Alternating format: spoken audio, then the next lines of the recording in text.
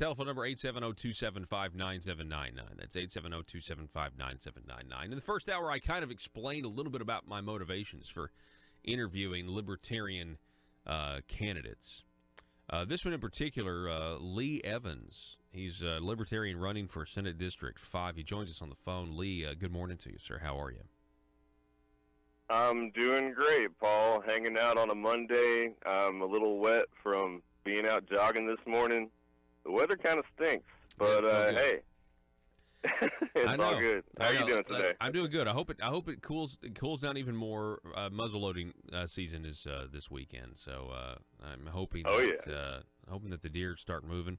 Yeah, Lee, the reason I want to have you on, number one, is because a couple of weeks ago or a month or so ago, your Republican opponent in the upcoming is Bob Ballinger, who beat Brian King in a close race. I wanted to have you on because I made the mistake. I was playing the audio of Bob Ballinger saying no legislator in Little Rock is benefiting from being down there, and of course he got kind of laughed at pretty hard. And I said, hey, he's a senator elect, and that was wrong, and I corrected it a couple times, but I thought, as much as it drives the Marble Palace crazy that, we give libertarians a voice on the program, and we give anybody a voice, really, if they want to have an honest conversation and dialogue. I wanted to have you on, Lee, and I just want to start off, why are you running for Senate District 5? It's where I live. I've lived in this part of the state for about 2 years now. I'm kind of a newcomer to this area, but I've lived in Arkansas all my life. And I see the everyday struggle of Arkansans. It's definitely not easy. And I'm really thankful for your reporting up there and just all the conduits, every single one of them. I know it's one big organization, and I listen to your program as much as I can, and I read it all and I soak it all up. And it's been a big influence on me, to be honest. I'm not kissing butt or anything. And it's once I got into this and saw how corrupt things were for my district and how far Ballinger is from representing anybody really in District 5, much less Arkansas, I just became filled with more and more fire. And I have a bit of a political activist background. I started out probably as more of a progressive when I was really young. I've seen that movement from the inside, and what's wrong with it from the inside, frankly. Yeah, what do you think is wrong with progressivism? Big government in general. I'll give them some credit in that they're honest about what they're for. And my big problem with the Republican Party in Arkansas is they claim to be for small government, yet we still get Obamacare. Yet we still get all these big government programs. Not just big government, but corruption that the likes of which I've just never seen before. And I've paid attention to politics my whole life, and there's always corruption, yeah. But, big government is the snake that eats itself. It just keeps getting bigger and bigger. And, yeah, we need some government. I've been working on ballot access for the Libertarian Party for the last few years in a few different states, as well as Arkansas, and I helped get the term limits initiative on the ballot here as well. And so I've talked to a lot of people throughout the country and Arkansans, and look, most people are fairly moderate. And I think really what libertarians need to offer is a reasonable balance between those two sides of the coin without giving up on who we truly are, which is trying to get government out of your life and giving the individual a true chance to shine. Yeah, and I think that is definitely a message that should resonate with young people, and I think it is. I think it's growing more and more in terms of the idea that, hey, liberty, voluntary cooperation is way, way, way better than forced cooperation. So when did you make the turn? What was it in your life where you said, hey, this progressivism is not for me? I think limited governments is better. It was the gun issue that really, really bothered me. I actually grew up in kind of a Democrat home. I wouldn't say Democrat home. Let me rephrase that. My grandparents come from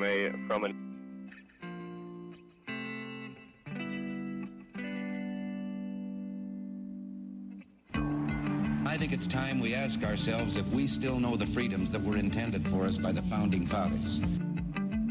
They seem to be in full-scale retreat from spending cuts and are talking about raising people's taxes again.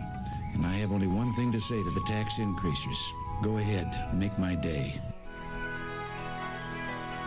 If we lose freedom here, there's no place to escape to. This is the last stand on earth. Those who would trade our freedom for security have embarked on this downward course.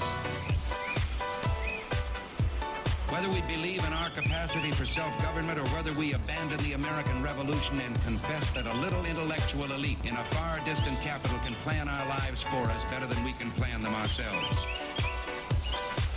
Conduit News Radio with Paul Harrell is on now.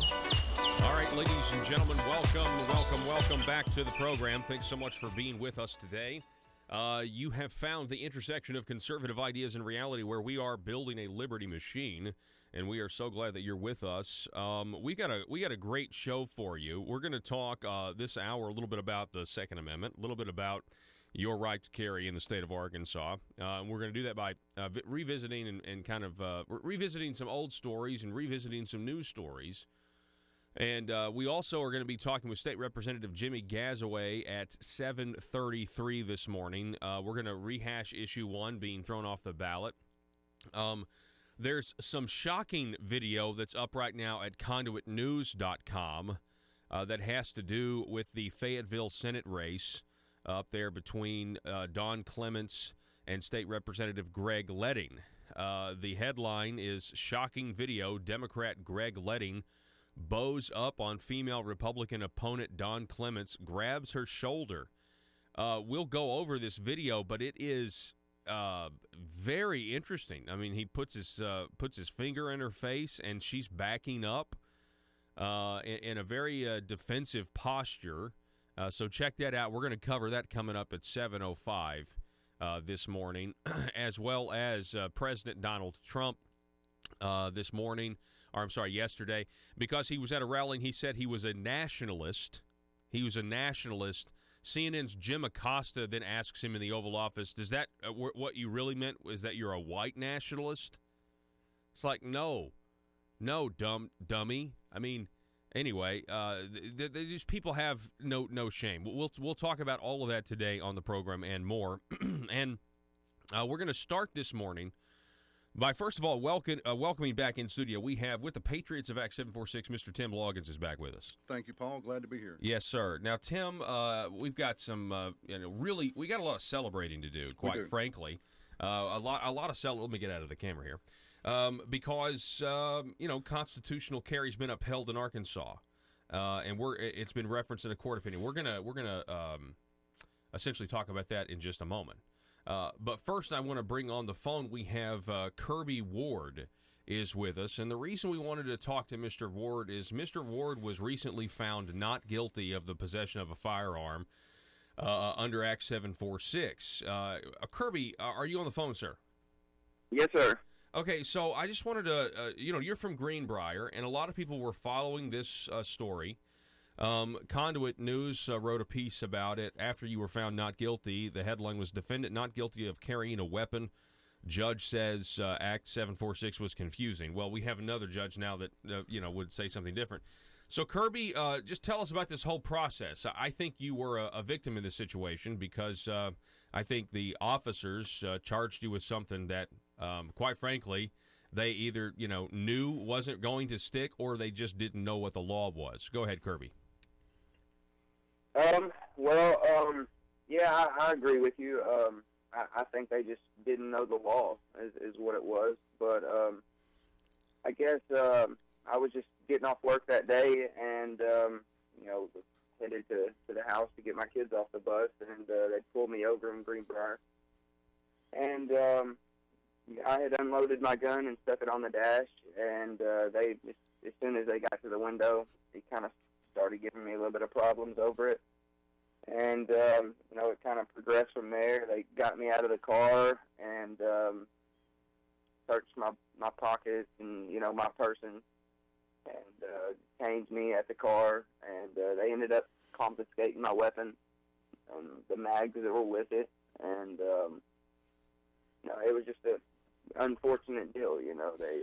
I've seen the video, and when in the video, you said that you thought you had the right to carry, that you were aware of Act 746. Tim, you've seen the video, right? Absolutely. We saw it in the courtroom, as a matter of fact. I was there when he went to court. The video was pretty bad, actually, on Lucas Emberton, the charging officer. It was obvious that he was misquoting the law. He was not being honest with Kirby. He was telling things that weren't true. And, that video was pretty telling. Yeah. So Kirby, what's your experience? I mean, you had your gun confiscated all because officers, weren't enforcing the law properly. What did it feel like when you were found not guilty? Well, it felt good. It felt good. I knew that one way or another that I would be found not guilty. If the judge went off the law. I hate that they, ruled that, Act 746 was confusing, and that they ruled on a journey, that I was on a journey. It felt good. I had a lot of people support me there, and, obviously it got out online, so I think it did, the Second Amendment community some good for sure. Yeah. Tim, what's your response to that? I want to say thank you, Kirby, for, standing up for your rights, for actually making them take you to court. A lot of folks settle. They'll plead to it. They don't understand the rights. They don't understand the law. There's kind of a tendency to trust law enforcement. It's like an inherent thing. Well, and just to be clear, you're retired law enforcement. That's correct. And the perception is, hey, if they're charging me, I did have a weapon, so I must be guilty. And that's just not the case. Officers can be wrong. Law enforcement can be wrong. They can be mistaken, and they can actually purposefully make a mistake, which I think in this case they did. I think they were trying to teach Kirby a lesson because the officer was a little mad because Kirby put the weapon up on the dash. That's what it boiled down to. He got mad. And he used his authority to get mad and took it out on Kirby. It's not that Lucas didn't know what the law said, and I believe that. I find it ironic that he's running for sheriff now as a Republican. That troubles me. He still hasn't responded to he knows what the law is publicly. And so he still hasn't admitted that he was wrong? Oh, absolutely not. Error. Absolutely not. He has not. He's been asked on Facebook, on social media, what is your stance on 746, especially after the Taft decision. And he says, you can call me and I'll answer. He won't respond publicly. That's strange. Well, it's not strange. He's between a rock and a hard place. The video exists of what happened with Kirby. And if he comes out now and says, hey, I know what the law is, someone's going to say, well, did you know what it was when you gave Kirby the citation? And so that's going to open him up to some liability. And he really can't admit it, but yet he should. He should just come out and say, hey, man, I was wrong. I shouldn't have done that. I know what the law is now, and it won't happen again. That's what he should do, and I would call on him to do that, but he hasn't yet. Kirby, you were wanting to say something. I just I feel like kind of like Tim said, he kind of took his anger out on me. I will say that I was probably in the wrong for getting my weapon out and putting it on the dash. But I have seen, I've seen officers around here overstep their boundaries when it comes to stuff like this. So I just kind of wanted to be better safe than sorry and not have to go through something like I did, as I knew it was coming. I see what you're saying. Yeah. Well, Kirby, I just want to say that in light of what we know now, your not guilty verdict, you being found not guilty, is really, really, it's even better news now that we have the Taft decision that came out last week on constitutional carry, and we're going to cover that and talk about that. That day may very well be. I said on Facebook, I was like, maybe this should be a holiday, because it's the result of a lot of work and a lot of organizing. It really.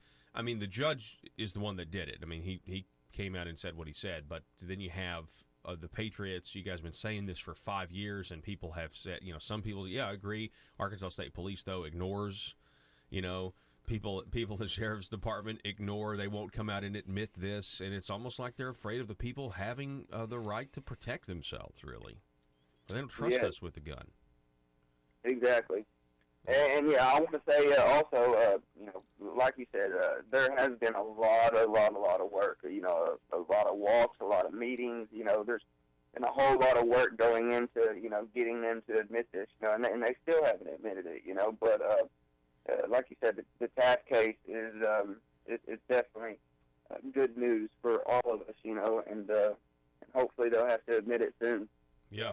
Well, Kirby Ward, I appreciate you waking up early with us this morning, and I appreciate you being willing to, have your day in court and not just kind of, kowtow to the bullying and, accept the charge or whatever.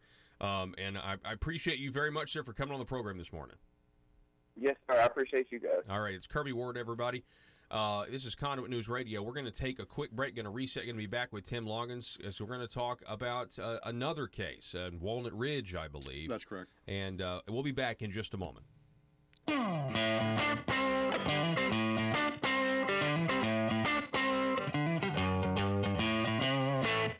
Mr. John Calvin Martin. John Calvin, thanks so much for being with us, sir. Oh, thank you, Paul, for having me back on. Yeah, so how things been going? What's going on down there in South Arkansas? Man, I'm telling you, we are so excited about the efforts that we're putting forth, the things that are getting done. It is a slow and a long process, but, man, we are seeing some great and encouraging things happening with our people and across the state, actually. We're doing all kinds of new meetings, and you covered it a week or so ago, the Kilt Walk in Fayetteville, open carry Kilt Walk, which I'm going to be honest with you, I just get hysterical every time I think about that. That is so awesome that we have the right to not only open carry, but to promote the heritage behind the kilts. And, again, I don't know that I could wear one. That's not my heritage. Well, you'd be appropriating somebody. This is ASA News, The Parrot. With breaking news from the Capitol in Little Rock, I'm Bob Maloney. There are reports circling around from politicians who are in the know, and the same phrase keeps being used. That phrase is new revenue generation. Let's go to our reporter on the ground from the Capitol, Haley Hogwash. Haley? Thanks, Bob. Yes, it seems the more politicians I talk to, the more I hear the phrase new revenue generation. We're trying to figure out exactly what that means, but you can rest assured it will be good for the people of Arkansas. Haley, it certainly sounds like something good.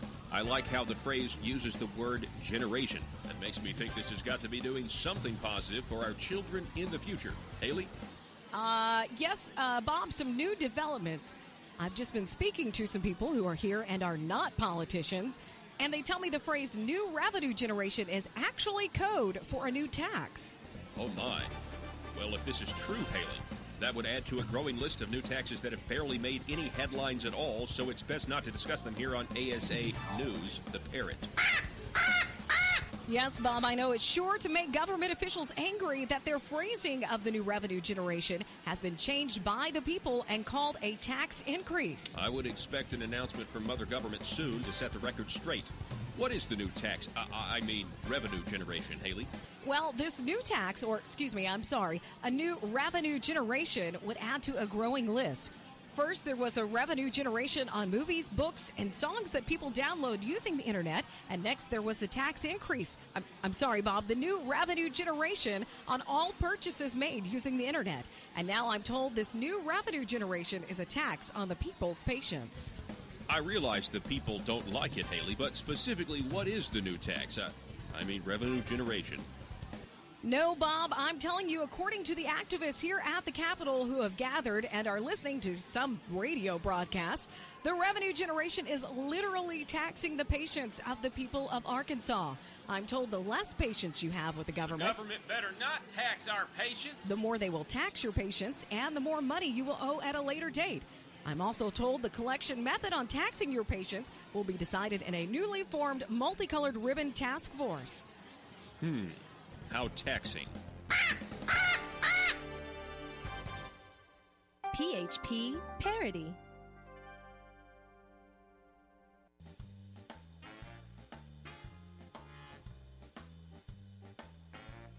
exposing the truth and everything the Marble Palace establishment keep trying to cover up. It's Conduit News Radio with Paul Harrell. I'm staring at a headline.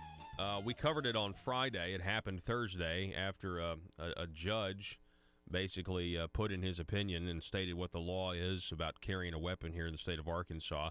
Over at conduitnews.com, the headline, Constitutional Carry Upheld in Arkansas. We're going to cover that here in a minute. We just had Kirby Ward on. He was the man who was wrongfully charged with possession of a weapon and was acquitted, was found not guilty of that charge under the journey provision of Act 746. We have Tim Loggins is with us in studio. Tim, this is an example of police overreach, what we just heard, and the story is police overreach. But we also have other stories of police overreach. I mean, the state of Arkansas has made national news. The Washington Post picked up on an arrest and now a lawsuit dealing in what happened in Walnut Ridge. What can you tell us about that case? Walnut Ridge, it was a gentleman by the name of Adam Finley, I believe. He worked for the railroad, and he was, on the railroad track in his vehicle, and he got stopped by an officer named Mercado. And this isn't weapons related, but basically you have the cop that cussed him out, got physically abusive with him, and it was caught on film. And I wanted to. I wanted to play the video, but it's just too much foul language in there. And that's from the officer, not Mr. Finley. Mr. Finley didn't do anything but yes sir and no sir, and he was trying to be a good citizen, and the officer overreached. The officer overreacted. I don't know what he was thinking. I really don't. And the funny part about this that really makes it troubling to me is not only the officer's conduct, but the fact that he didn't give Mr. Finley a citation on the spot. Mr. Finley only got a citation after he went to the police chief and complained about the way he was treated. And then he got charged. Mr. Finley's got a lawsuit. I don't think it's been settled yet, but it's an example of police abuse, and I don't think that's an overreach using those words. Yeah. The cop was wrong. Law enforcement can be wrong, and this officer, physically threw him up against a truck and handcuffed him and wind up not charging him with anything, but he gets charged because he lodges a complaint. Yeah. Then you have the police chief cover up for the officer. You have the mayor of Walnut Ridge cover up for the officer. You have the prosecuting attorney that actually brought forth the charges, in essence covering up for the officer still. So the entire process was trying to make it go away by saying, well, Mr. Finley, you did something wrong. Yeah. Something. We don't know what, but you did something. Yeah. And we have that case. We have Arkansas Game and Fish charging people and using prima facie evidence just because you have a weapon. They're saying you're guilty of hunting. That's not in the law. That's in their rules. Okay? We had an incident where a gentleman was out bear hunting, and a bear charged him. He was bow hunting. He shot the bear to defend himself, and he got charged for having a weapon. And he pled guilty. Because he didn't have the money, he didn't have and he wasn't educated enough on the law. And we continue to see this. Now, is it widespread? No, it's not. But you have officer overreach in a lot of cases. And citizens have no avenue of recourse. And that's really the issue.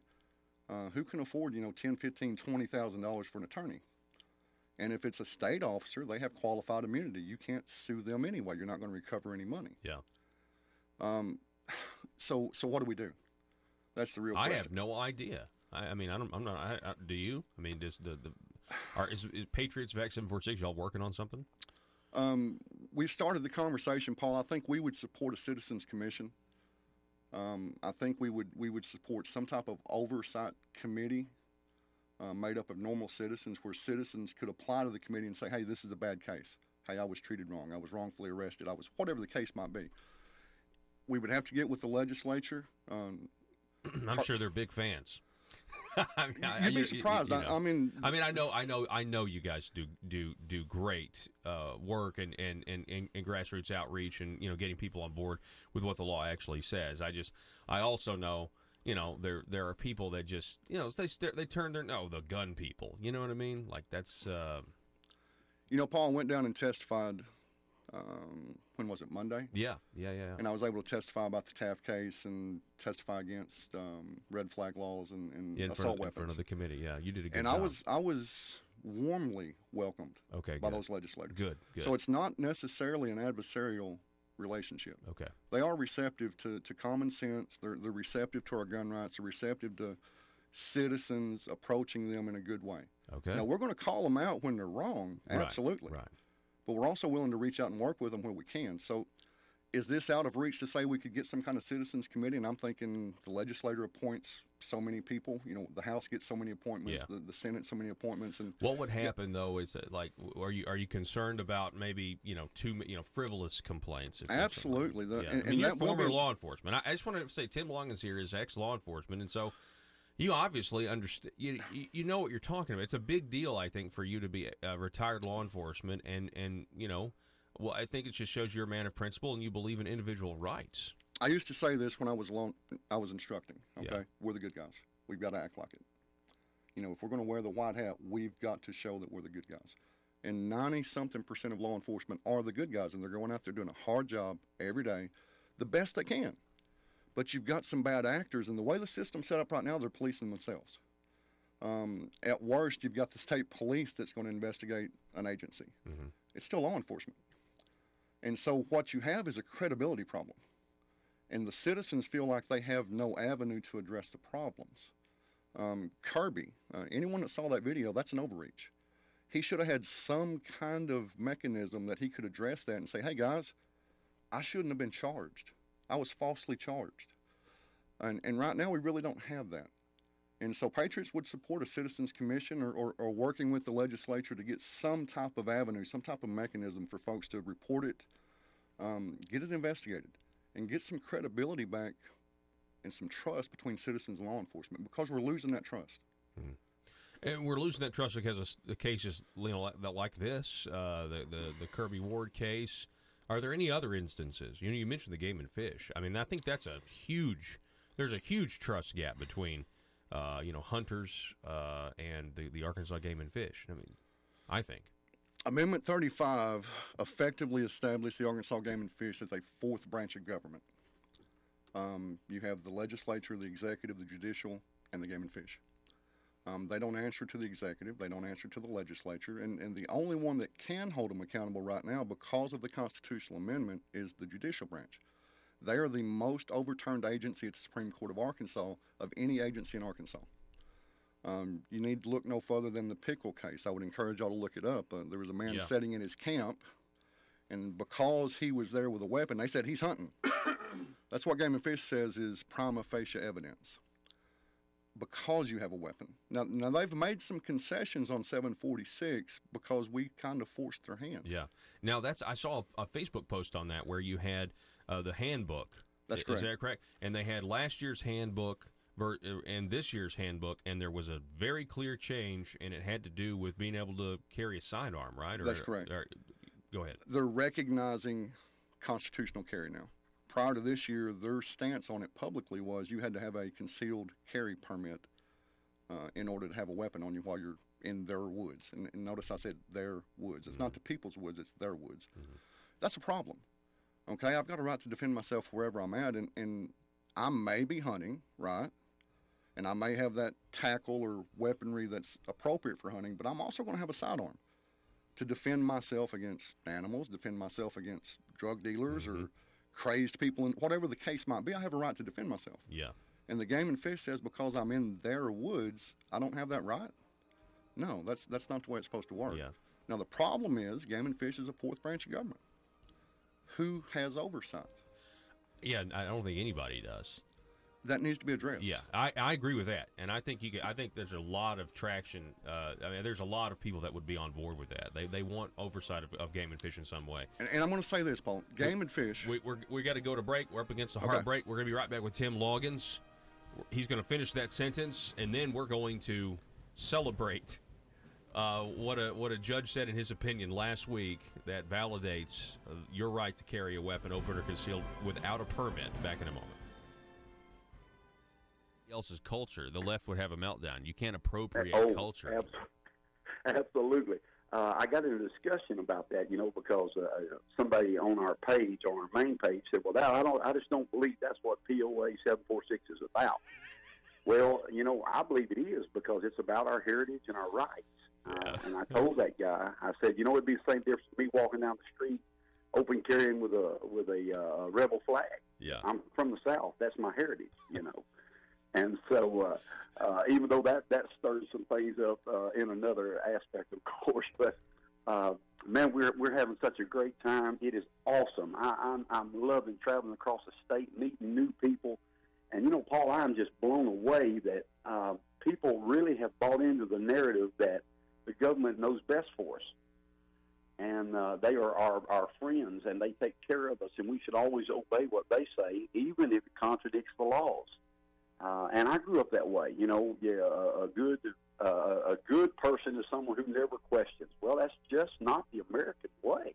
That's true. We were founded on people that were just tired of being bullied and being ruled by tyrants. And I want to be careful there, because I don't ever want to give the impression that we're a bunch of lunatics running around wanting to shoot somebody. That's just not what POA 746 is about at all. We're pastors, we're business owners, we're farmers, we're people that just love our country and love our rights. Mm-hmm. And, man, we're traveling across the state and having meetings. And down here in southeast Arkansas, it's a little harder because of the mindset, But we're definitely educating people and talking to people. We've got we had a meeting in Warren, Arkansas, just a few weeks ago, and decided to do an open carry walk, mm-hmm. because some of the officials. Let me rephrase that. We had heard that some of the officials said, "Well, there won't be no guns carried around here." Well, that's just not what was said. Senator Linda Collins Smith came down, visited with some of the officers, the Leos there in town, and everything just was awesome. They even took pictures together. I mean, it was just amazing, an amazing time. Good for her, Good for her using her platform to say, "Hey, this is credible. This is what the law says." Exactly. That's fantastic. So you said the mindset, though. You said because of the mindset down here. What is that mindset? Is it the mindset that we find on the radical left that say that guns kill people? It's not the evil heart of man that is acting to kill somebody. Yes, I'm afraid that there's a whole generation that has grown up. When I was in high school.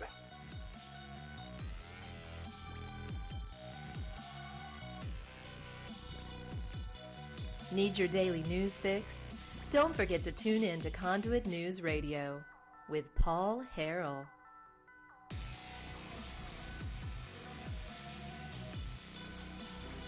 All right, folks, we are back this morning, and we are with Patriots Vac 746's Tim Loggins. He's back in studio with us. We had you in studio for the first time last week, and that was a week ago today. Yes. And I had no idea that the next day a judge was going to say what he said in his opinion. It's really a celebration. What was your reaction when you heard? Were you following this case? Did you have any idea that this would happen? We're following a couple of cases. There's still two more pending, one in particular in Fayetteville, that we think will have a good result now because of this Taft case. So, yeah, we follow them, but you never know the schedule of the courts. And when you go to court, you never know the outcome. Like Kirby got acquitted on the journey clause. You never know what kind of result you're going to get. So while we were following it, we weren't wanting to put too much emphasis on it because we didn't want to raise false hopes, because you just don't know, and you don't know when, and you don't know the outcome. When it came out, I reread the decision probably 4 times before I ever commented or said anything, and then I called some other patriots and, am I reading this correctly? Help me out here on this decision. And yeah, of course I'm reading it correctly. But it's been so long and so much work, and so many people have put their hearts and souls into defending the rights of Arkansans. Mm-hmm. It's very gratifying. Yeah. Here's the statement. The Patriots Vac 746 has maintained for more than 5 years that Arkansas is a constitutional carry state. Since the passage of Act 746 in 2013, no permit is required to carry a weapon openly or concealed. Various groups and politicians have failed to fully acknowledge this fact and have argued the law was unclear or confusing. Today, the Arkansas Court of Appeals removed any doubt surrounding the meaning of the law in Arkansas. For the first time, the court has ruled and established precedent that to be guilty of carrying a weapon, the state must prove an individual has unlawful intent to employ a weapon against a person. The court clearly ruled that having a weapon concealed without a permit is not only legal, but as Patriots has stated, not a reason for a law enforcement stop.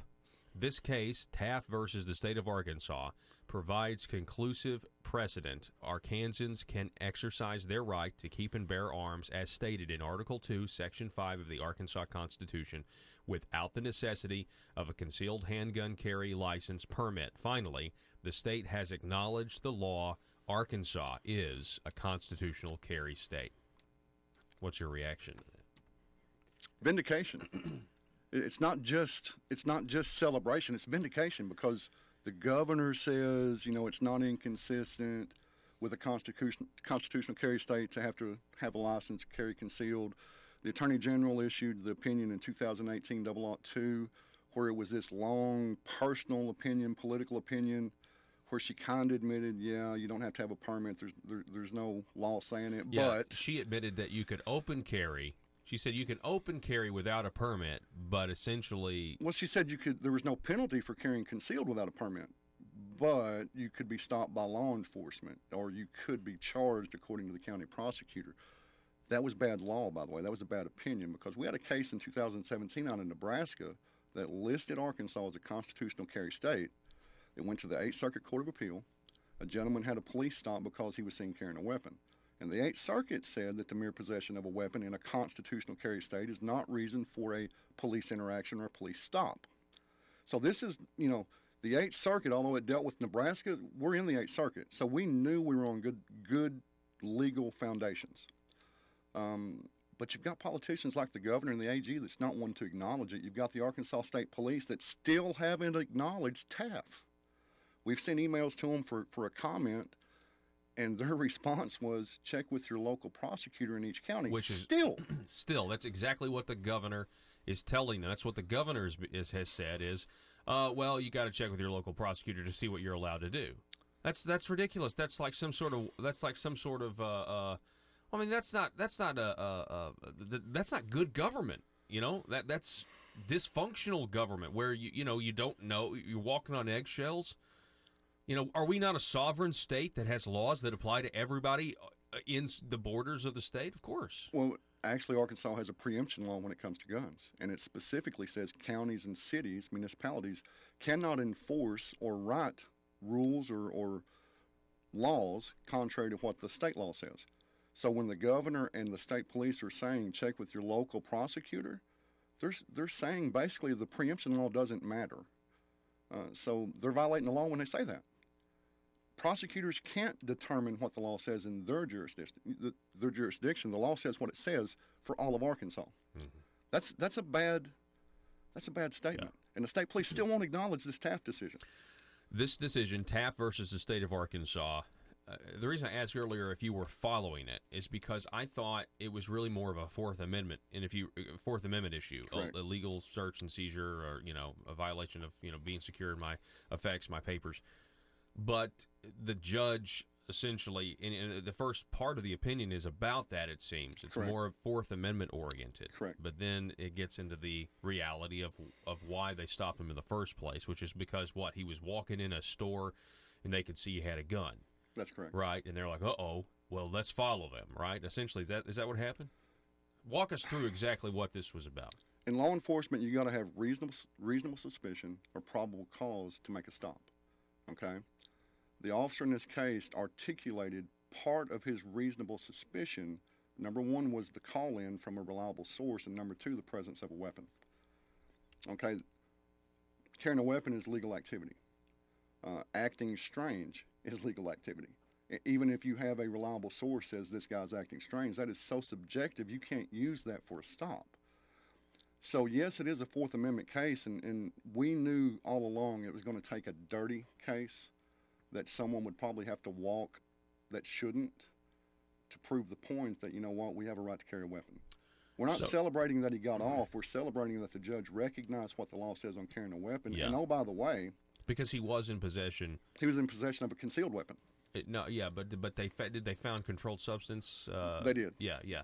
And that was why he was saying, listen, you shouldn't have found that because you had no reason to stop me. You had no reason to stop me.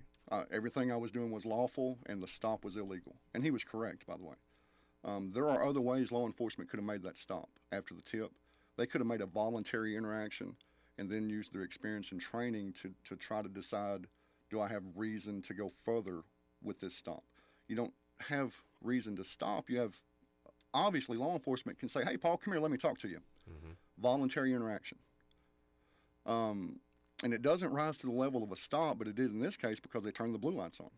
That's a police stop. A reasonable person says, hey, I'm in custody when those blue lights come on. So they used the weapon as reasonable suspicion. And basically the judge, the court in this case, says you can't do that in Arkansas. Possession of a weapon is legal. And that's huge. Yeah. That is huge. Now, there's still people saying, hey, the judge still didn't really clearly rule on constitutional carry. They're getting hung up on the Fourth Amendment deal. Who's saying that? A lot of firearms instructors on Facebook and social media. Oh, yeah. Imagine that. Okay, yeah, because they don't want people to think that Money. they don't. Yeah, they want their businesses to keep going. Yeah. I understand. But yeah, this is a clear victory, and it's a vindication for Patriots. What we've been saying for 5+ years. This is, wow. I can only imagine what the governor's thinking right now. Well, I mean, let's get to that here in just a moment. I want to talk about that because I want to talk red flag laws because that's, we got to talk about that. But this is from the opinion on page 8, at the bottom of page 8, from the opinion, Taft versus the state of Arkansas. The state notes that this court has explained that with respect to Rule 3.1, the key word is suspects and reasonable suspicion does not require that an officer rule out the possibility of innocent conduct. In determining whether an officer had reasonable suspicion, courts recognize that when used by trained law enforcement officers, objective facts, meaningless to the untrained, can be combined with permissible deductions, such facts to form a legitimate basis for suspicion of a particular person and for action of that suspicion. But here, by Officer Davis's own testimony, he was not investigating a crime at the time he engaged the blue lights. Taft was suspected of having committed either a crime or a traffic violation. There was no conduct by him that the officers needed to determine the lawfulness of because the officers lacked any reasonable suspicion of the commission of a crime. And it goes down here. It says, the state argued that Officer Davis seized Taft because he had to determine the lawfulness of Taft's conduct going in and out of the store and carrying that weapon and acting suspiciously. And here it is, folks. Here's what the judge says. Merely possessing a weapon is not a crime in the state of Arkansas. See Code 5-73-120, what Tim has said on the program many, many times. Providing that, so carrying a weapon is not a crime in the state of Arkansas, providing that a person commits the offense of carrying a weapon if he or she possesses a handgun on or about his person with the purpose to attempt to unlawfully employ the handgun as a weapon against a person. In general, merely possessing a handgun on your person does not violate 5-73-120 and may be done if it does not violate other laws or regulations. I mean, now that is really, I don't see how you could take that and not take it as, in the legal term, indicta, which I'm not a lawyer, but that's Correct. What they would call that. Correct. This is case law. This is clear. Now, you notice the last sentence there on that ruling, if it does not violate other laws, okay, that's when you're going to refer to 573-301 through 326, concealed handgun carry. And the Attorney General's already said that there is no law saying a permit's required. So that clearly says you don't need a permit in Arkansas. That's how you tie the two together, and that's how we can say we're vindicated and this was a victory. Okay, so that's how it ties together. When she said there's no penalty, right? And there's no law. Right. Yeah, there's no penalty for carrying a gun without a permit. That's correct. In the law. The judge, and what the judge is saying, hey, legislature, if you want to come back and pass a law saying that a permit's required to conceal carry, that's up to legislative discretion. Let's have that debate, legislature. If you want to do that, let's have it. Well, that at this point, that would be a reduction of our rights. That would be a direct infringement. Yeah. They would be taking our rights that this court has clarified. Mm-hmm. They clarified the law. So, are they going to do that? I mean, what do you think? Are they going to do that? Paul, I'm not going to predict what some legislators might try to do. Let's have that conversation if they want to. I'll be at the Capitol every day, and we'll be talking about it. We'll be spreading the word because, you know what, we're constitutional carry. We finally have gotten our right back to carry a weapon. And if they want to go on record saying they want to infringe our right to carry, let them tell their constituents that. Yeah. So you were at the Capitol on Monday. That's correct. And you were testifying, against the red flag laws, or you were testifying on the results of this case? What was it? And which committee was it? It was the Joint Judiciary Committee, the House and Senate. I knew they were meeting on red flag laws and assault weapons ban, and I took the opportunity to testify about the Taft case and announced to the legislators that, hey, we have clarity on the law. And I thanked them for standing firm when some people called for, the law is confusing, let's get some legislative clarification. I thank them for standing firm and not trying to rewrite 573-120. And, hey, guys, we won, right? Y'all were right. We were right. We have a right to carry a weapon. And I do appreciate the legislators that resisted that call from the governor and others. While I was there, I went on and took the opportunity to address the Democrat-introduced legislation that went through JPR about the red flag laws. Yeah, Greg Leding, who's there's a story up about him right now at Conduit News, how he bowed up against Don Clements and put his hand on her shoulder really aggressively.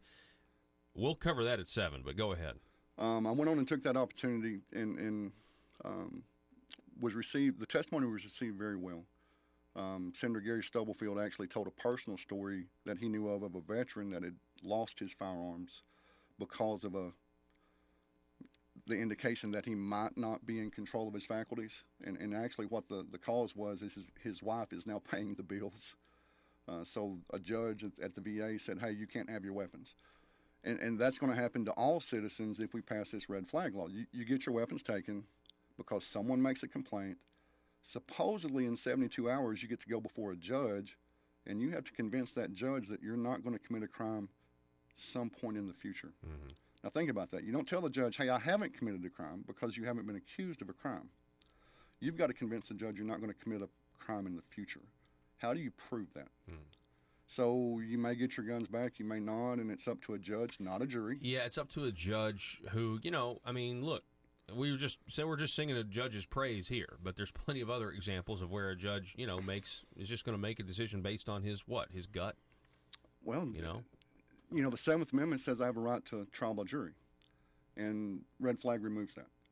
And now you've got a judge that can take your property without finding you guilty of anything. He's going to take your property and not make a determination of guilt. He's going to say you may do it.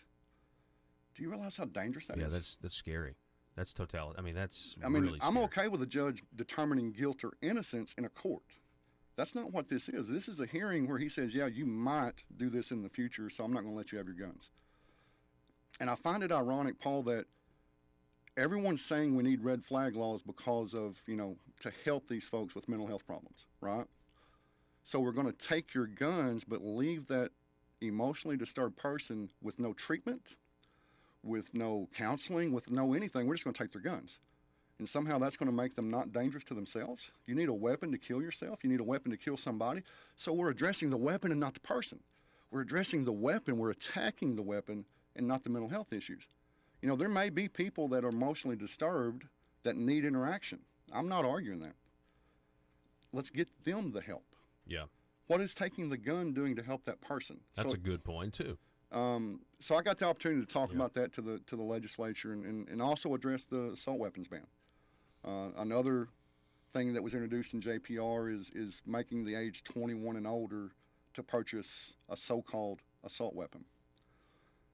And I tried to define an assault weapon. What is an assault weapon? What is it? I don't know. Because it's black and shiny, it's an assault weapon? I can buy a AR-15 and it's an assault weapon according to that legislation, but I can buy a Ruger Mini 14 and it's not because it's got a wood stock. Shoots the same bullet, same rate of fire, same type of magazine capacity. Yeah. It's just looks. And what it is, it's an attempt by the left to infringe upon our rights any way they can. And they're counting on the public not being informed about what weapons are. And I find that very offensive. That's very offensive. Yeah. So anyway, we got to testifying, and the legislatures, they were very receptive, and several of them stated in the hearing they didn't see any way possible red flag legislation could move forward.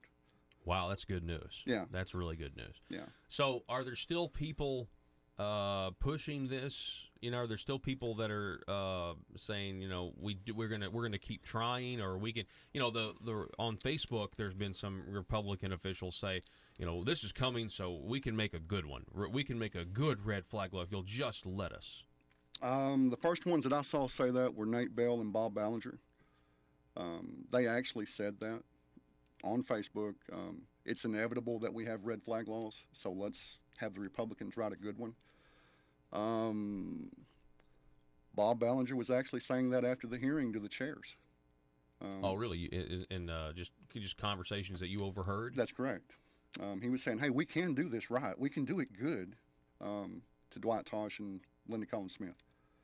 I'm not going to answer for them, but he was still trying to kind of argue that, hey, we can write a good red flag law. And my answer to Bob Ballinger is, Bob, you're going to violate my 1st, 2nd, 4th, 5th, 7th, and 14th Amendments, and that's if you write it good. Sir, let's have that argument.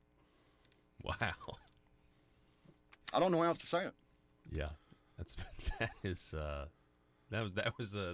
was a slam dunk there. I mean, that's so. Go over those amendments again. The 1st, the 2nd, the 4th, the 5th, the 7th, and the 14th. Yeah. Yeah. And guys, if you're not familiar with it, look them up and tell me I'm wrong. Folks, the phone number is 870-275-9799. It's always great to have Tim Loggins, in studio with us. We're going to take a break and going to be back in a minute. Coming up at the bottom of the next hour, we'll be talking with State Representative Jimmy Gasway about the Issue 1 decision coming down from the Supreme Court last week as well. It was a big week last week. We're still trying to process all of this. This is Conduit News Radio. Back in just a moment. Russellville-based firearms manufacturer Omega are making clones of the most notable German firearms in the world. These delayed rotor-lock firearms have been and are currently used by law enforcement and military worldwide. At Omega, they manufacture their guns right here in Arkansas and produce the best reproduction in the marketplace that comes with a complete 5-year warranty. At Omega, they take firearm manufacturing seriously and offer discounts to active and retired law enforcement. Whether you're using Omega firearms to defend the public, defend your family, or for target practice, Omega has your back. For pricing, go to omega-guns.com. That's omega-guns.com. If you're like me, you believe that small business is the heart of Arkansas's economic engine, and it should be viewed that way by the politicians in Little Rock. Conduit for Commerce also believes, like you and I believe, policies that achieve less regulation and lower taxation help small business in Arkansas thrive.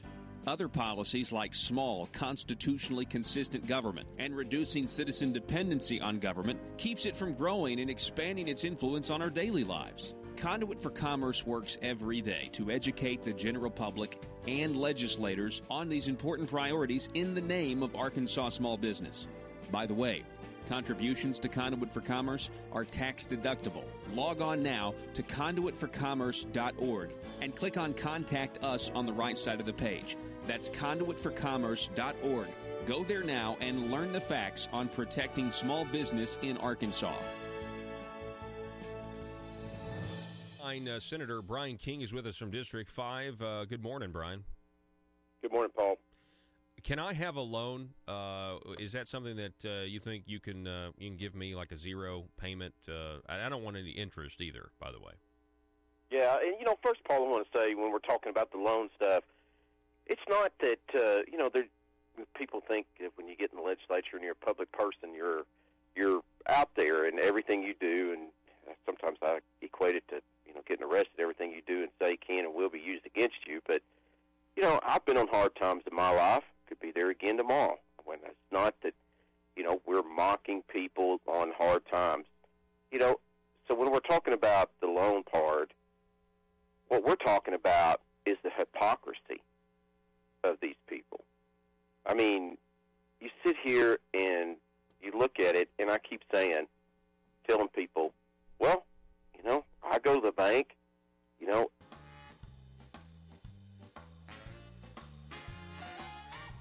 Determined to drain the swamp in Little Rock, it's Conduit News Radio with Paul Harrell. So when we welcome back, folks. When we went to break at the bottom of the last hour, Tim Loggins was saying something about the Arkansas Game and Fish, and we had to interrupt him, and he didn't get to finish his sentence. So I wanted to give this last little bit of the hour. Finish your story about the Arkansas Game and Fish and police overreach. Paul, there was an incident down in Greenwood where a property owner was turkey hunting. The Arkansas Game and Fish had baited some of his property in trying to get wild hog eradication. The officer, the Game and Fish officer, the game warden, cited that landowner for hunting over bait, and he was several hundred yards away from the baited area. And the comment was made, you may beat the charge, but you're not going to beat the ticket. It's going to cost you. Okay, that is something that we know of in law enforcement. You may beat the charge, but you ain't going to beat the ride. Yeah. That's that mentality is, I really don't have a case against you, but I'm going to arrest you anyway. Yeah, I'm going to harass you. That's got to stop. Yeah. That and 90% of game wardens are good guys doing a hard job. 95% of law enforcement are good guys doing a hard job the best they can. But there's got to be a mechanism for citizens to address these overreaches. There's got to be a way to rein in the Game and Fish. There's got to be a way to stop this Walnut Ridge case from ever happening anywhere else. There's got to be a way for Kirby Ward to address what happened to him. And I don't know of any other way other than a citizens commission, but I'm calling upon the legislature, let's look into this and let's fix this. Let's reestablish this trust with law enforcement and the people. We deserve it. Yeah. And the legislature can fix this. Yeah. Well, yeah, I think that's certainly interesting. I mean, we've raised the issues here this morning with the concept of police overreach in multiple levels of law enforcement, and it's not just the individual interactions that you see or the phony charges. It's also, like you said, with the victory of constitutional carry, you still have the Arkansas State Police ignoring what was just written by a judge in that opinion. And that's insane. And so we still have our government officials are still wanting us to go about our lives as Arkansans on a day-to-day basis with uncertainty. That's correct. And that is not good government. That's correct. The people demand to know if they're going to be charged or not. That's correct. And if you've got these, you got the people at the top saying, well, still check with your prosecutor when a judge down, they just are ignoring what they're ignoring bad news. They're ignoring news that they don't like. They don't like the law, so they ignore the law. We can't have, that's not, that's like a third world, banana republic type situation. 100% correct, Paul. It's got to stop. The governor needs to step forward and announce we are constitutional carry. The Colonel Bryant with the state police, he needs to tell his public information officer to make an announcement to his troopers. I don't think they'll violate this court case, but what I think is they're going to try and delay the inevitable and not announce it until they have to. Mm-hmm. And that's not the way we should. We're the good guys. Yeah. We should be doing it the right way. Yeah, and in the meantime, there probably will be a movement to approach certain legislators to try to reestablish the need for a permission slip from the government, because that is a lot of money. We have established that. Yes, sir. Paying that money for your permission slip to carry a weapon is lucrative for the state. That's correct. Almost $4 million a year. Yeah, and the Arkansas State Police, they're going to say, yeah, we need that money. Where's it going to come from if this doesn't happen? Well, it doesn't need to come from taxing the people to exercise their rights. That's correct. That's a privilege and not a right. Yeah. Tim Loggins, it's always great to have you on, sir. I appreciate you spending the whole hour with us, and it's been fun to celebrate where we are and where we need to go now. Now that there is this victory, where do we need to go now? And I know Patriots Vac 746 is going to be looking towards the future. Yes, sir, we are. All right. Absolutely. Folks, search for the Patriots Vac 746 on Facebook. If you want to become a member of that group, it's a closed Facebook group. It's growing. It's 16,000, 17,000. That's correct. And ask to be a member, and then you're going to be getting some of this great information from their Facebook page. Tim, be safe, sir. Folks, we're going to be back here in just a moment, and we're going to talk about even more news. Also, State Representative Jimmy Gazaway coming up at 7:33.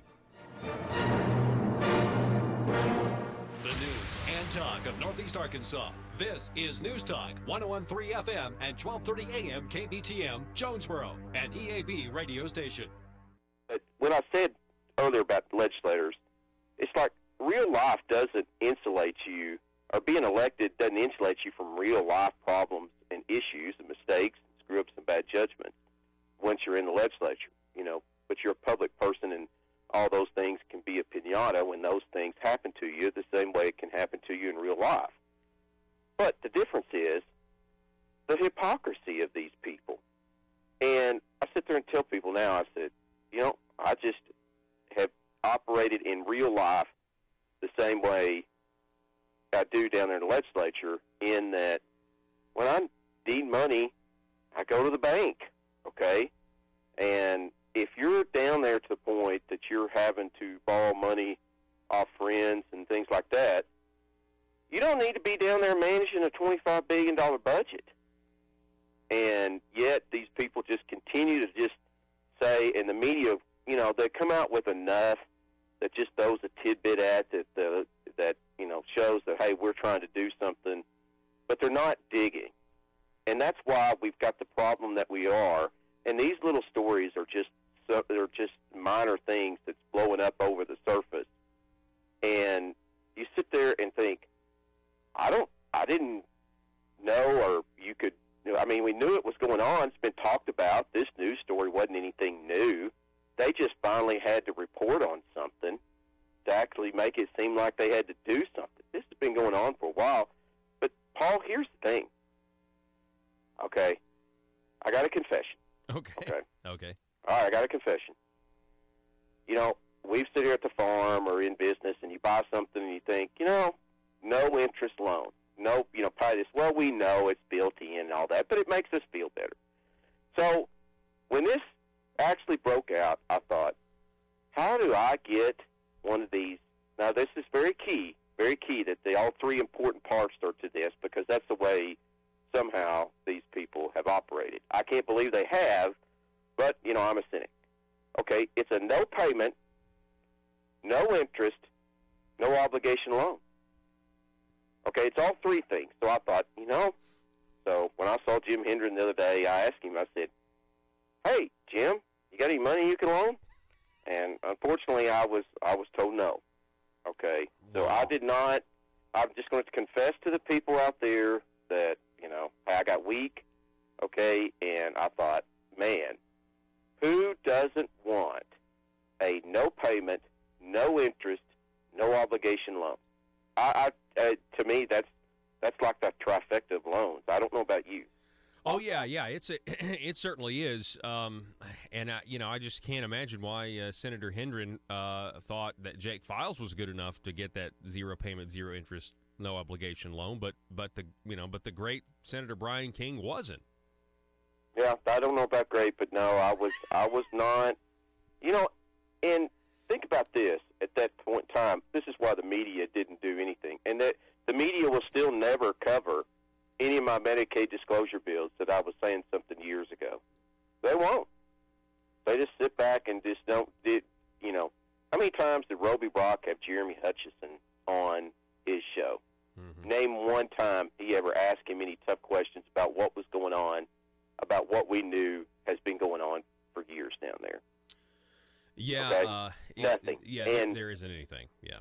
No, there's nothing, and they're just barely dig. But so Jim Hendren loans $4,000 to Jake Files out of friendship.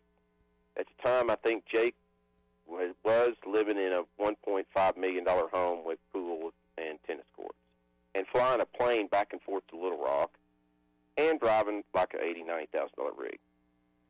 Now, I don't know about you, but hey, we like to think of ourselves as maybe at the worst being degrading cynics. Jim Hendren thinks of you as Al-Qaeda or ISIS, okay? Mm-hmm. And probably me too. But that's obvious. Maybe because I have terrorist affiliations is the reason Jim Hendren wouldn't give me a no payment, no interest, no obligation loan like he's done other people. I don't know. But it just amazes me how they give these answers, and somehow they just sit there and go on and act like they're for transparency and they're for open, honest government. Jim Hendren has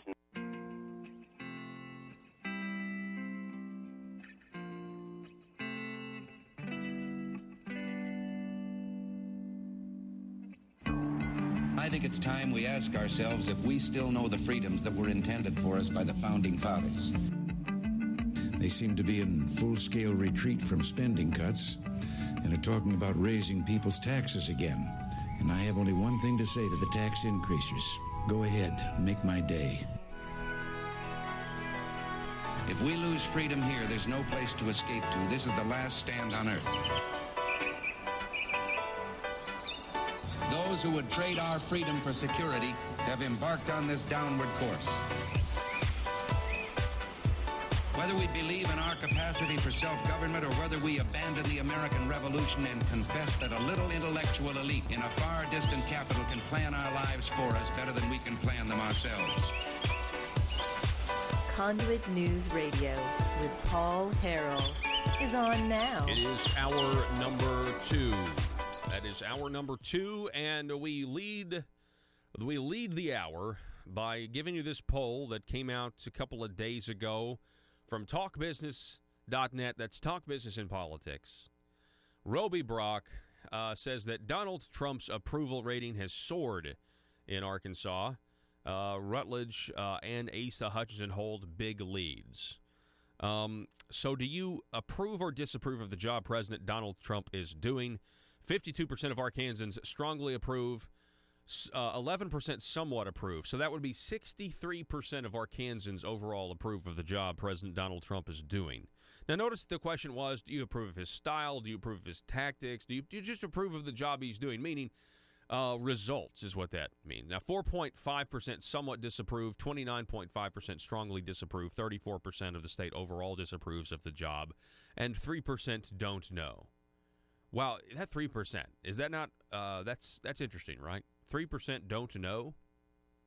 What are they doing? Are they living under a rock? You got to have an opinion about Donald Trump because people say so. You must have an opinion.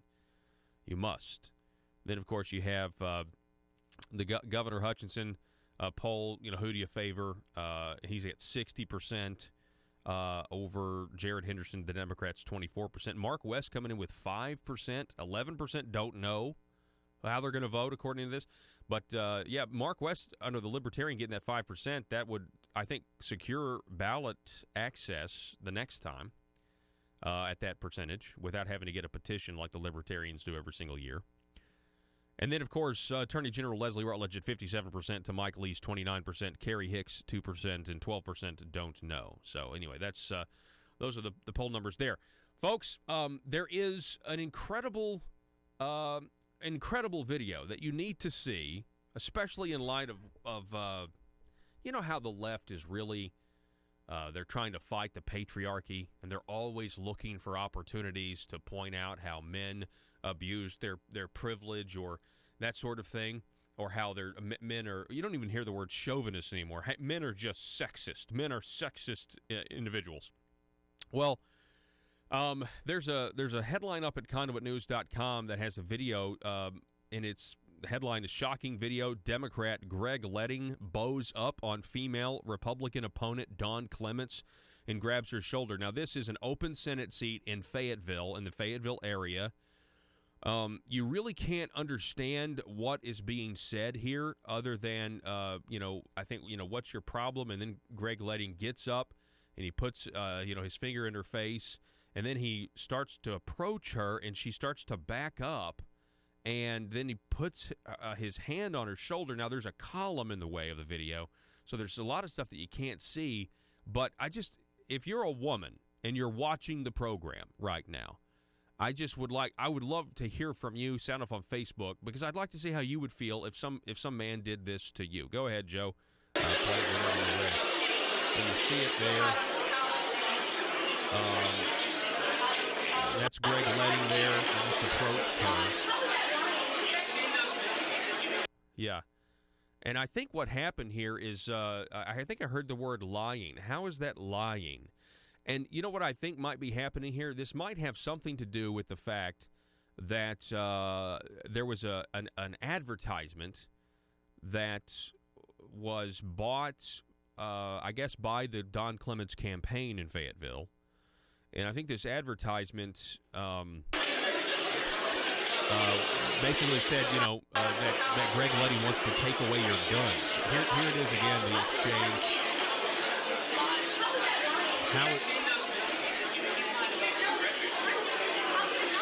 Okay,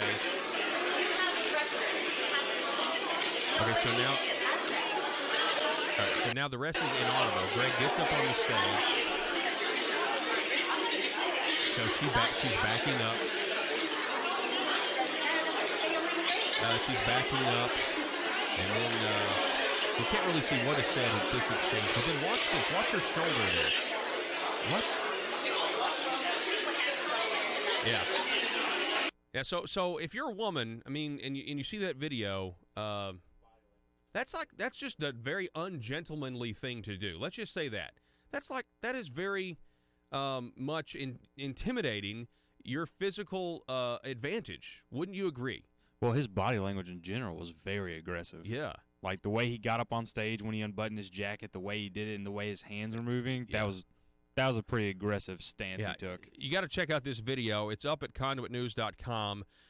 In a shocking video at the end of the Arkansas State Senate debate for District 4, Democrat State Representative Greg Leding is seen confronting his Republican opponent, Don Clements. Leding puts his finger up towards Clements, then jumps on the stage, bows up against Clements, and is seen grabbing her shoulder at the end of the video. This video was originally posted on Facebook by Senator Trent Garner, and this is says here, breaking news. We'll get more information when we get it. Now, I think the disagreement has to do with this this other video. Go ahead. Another Conduit News story that we put up. Let's see here. He wants to take your guns away, gun confiscation. Remember this ad? We played it for you earlier in the week. Greg Leding wants to be your next state senator, but he's also the sponsor of an aggressive gun confiscation bill. The Second Amendment is important, but your life is more important to me than your right to have a gun in your hand. It doesn't have to be that way. You have a solid conservative alternative. I'm Dawn Clements, and I'm asking for your vote for the Arkansas State Senate, District 4, on November the 6th. Okay, so, yeah, that may have something to do with that little argument there. I don't know. I don't know that for certain that's what he was putting his finger in her face for. But you can hear the word lie, and you can hear Don Clements say, "How is that lying?" Because he's saying, he's like, your life is more important than your life is more important to me than you having a gun in your hand. That's him saying that. The telephone number is 870-275-9799. You make it a political ad all you want. So, yeah, man, this is very interesting. Coming up at the bottom of the next hour, we're going to be talking to the bottom of this hour, rather. We're going to be talking with State Representative Jimmy Gazaway, more on essentially why Issue 1 was thrown off the ballot. He was here last week as well, and we got to, he did a great job telling all of us why Issue 1 was not a good thing. And in other news, folks, I think we're all going to have casinos. That's my feeling. I think we're gonna have casinos after November 6th. It's going to be very strange. This headline here from Michael Wickline, we have the tribes giving over $1.8 million in a month to Arkansas committee behind proposed casino amendment. Now, I understand, now hear me carefully, you're going to have full casinos in Oaklawn, full casinos in the Southland in West Memphis, so Oaklawn and Hot Springs, and then there'll be a casino in Jefferson County, and then there'll be a casino in Pope County if this thing passes, right? And they're running ads like crazy. They're running ads like nuts. Now, I understand the biggest debate in this casino amendment is whether or not to name one of the casinos the Elizabeth Warren Heritage Casino or Gaming Center. There's a lot of people that are seriously. They want to put Elizabeth Warren's face on one of these casinos to honor her Native American heritage, her 1025th, What? It's 1,024th. I'm sorry, her 1,024th percent Native American heritage. Well, actually, it's Peruvian, Colombian, Mexican heritage. I don't know, Joe. I don't think they're not going to. No, the other casino's not Horseface Casino. Oh, the Horseshoe, the Horseface. Maybe that's pretty good. But that is the biggest debate, whether or not, which casino, Jefferson County or Pope County, is going to be named the Elizabeth Warren Heritage Casino. You want one of those photos where she's got the real high cheekbones, You want one of those where, she's done the makeup, she's got the highlight and the shadow going on to really emphasize those cheekbones. Oh, by the way, don't think that's not happening, by the way. When Elizabeth Warren goes out and and has makeup on, right? Don't think that she hasn't studied how to contour her face to make those cheekbones stand out even more. There's a way to do highlight and shadow, and it makes your face, pop. I promise you she does it. I guarantee you when Elizabeth Warren, she's in the mirror and she's looking, she's like, hey, I want to make sure people know I'm Native American. I still can't get over the fact that they did this. Hey, folks, in other news, we have the caravan that's approaching, covering a lot of ground in a record amount of time. They're going to be here right before. They're going to be here, really, who knows? They could be here any second, as far as I'm concerned. I think that they're getting some sort of aid. I don't think they're walking the whole way. Do you honestly think these people are going to walk the entire way? Or do you think they're going to get some sort of transportation and the Mexican government's being paid off to allow this to happen in some capacity? Now, if there were buses and things like that, you would think we're going to see it. We're going to hear about it at some point. You would hope. But anyway. In other news, we haven't gotten to this today. CNN's Jim Acosta asks Trump, what you really mean is that you're a white nationalist. Recently, Donald Trump's at a rally. He says he's a nationalist. He's proud of it. So the geniuses at CNN, they decide to get Jim Acosta to say, aren't you really a white nationalist? Isn't that really what you mean by this? And here's Donald Trump's response. Listen to this, a video over at Breitbart. To follow up on your comments about being a nationalist, there is a concern that you are sending coded language or a dog whistle to some Americans out there that what you really mean is that you're a white nationalist. I've never even heard that. I cannot imagine that. You mean, I say I'm a nationalist. No, I never. Oh, it seems that we have some problems here with the computer. Heard that theory about being a nationalist. I've heard them all. But I'm somebody that loves our country. When I say a nationalist, I don't. Yeah. All right, let's stop. I'm going to regroup here. I want to get to this story. I'm going to fix this. We're going to go to break. Don't go anywhere. It's Conduit News Radio. We got State Representative Jimmy Gazaway coming up at 7:33 this morning. Back in a moment.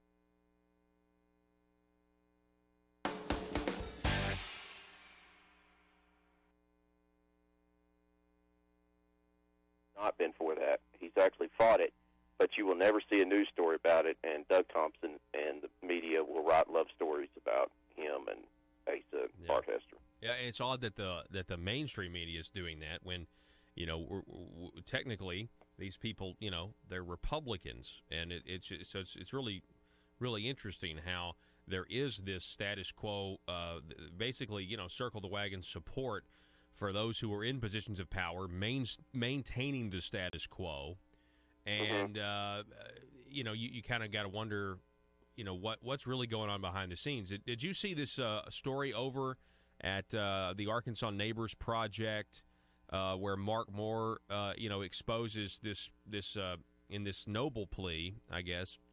Yeah, I commented in it. Yeah. That's right. He asked you for a comment. So you have Preferred Family Healthcare owning this nice house in Florida and this in nice Arkansas. 5,000. Every single hour there is a politician not getting what they want. For some, it's an absolute nightmare. The sleepless nights wondering if progress will ever come. Lying awake pondering how to grow government in this political climate.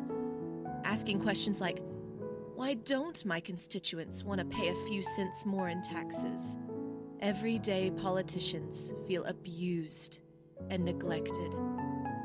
These politicians are starving for power. They're hungry, confused, and they don't understand why no one seems to care. Will you be a patriot and commit today to help these poor, starved for power public officials? It's simple. All you have to do is commit to stay silent and never dissent or stand in the way of your politicians' rise to power. Never speak up or get engaged to stop the growth of government. By committing to these simple steps, you will ensure the life of your politician will be filled with contentment and the respect they are desperately seeking, as well as campaign contributions from lobbyists. This message brought to you by Aristocrats Serving Arkansas.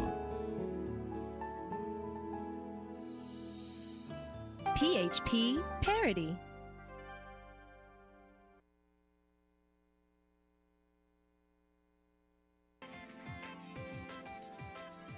Conduit News Radio with Paul Harrell is building a liberty machine. Find out more at conduitnews.com.